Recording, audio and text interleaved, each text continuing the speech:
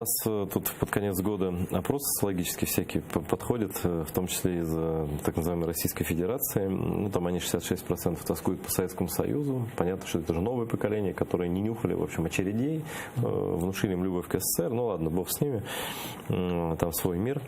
Но вот 47% россиян считают, что незаконное открытие моста через Керченский пролив стало главным событием года в РФ. То есть это на первом месте люди поставили. Люди, у которых мостостроительство по всей России остановлено только ради этого одного моста. Дорожный ремонт сокращен. Все остальное радуются и считают главным событием этого моста, по которому 99% из них никогда не проедут. А что вот в реальности такое Керченский мост? Вот какая его роль сейчас? Что-то изменится в Крыму в связи с его? Ну, первое, его роль — это объект милитаризации, в том числе так называемая трасса Таврида, которая идет с Керчи, это тоже объект милитаризации, и мы видим, как ночами, знаете, наблюдается это все и фиксируется передвижение массовой военной техники по этому мосту.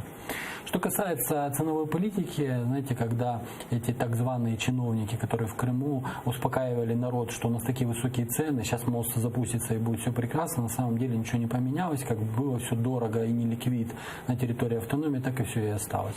Как-то цены не упали. Ничего не упало. Да. Ну, знаете, и что их успокаивает, я так думаю, это то, что они в случае, когда будет процесс деоккупации, они будут по нему бежать, ехать, то есть это все равно легче, нежели ждать паром. Знаете, он небольшой, все-таки много туда не влезет, а мост предусматривает, уже можно и пешком бежать.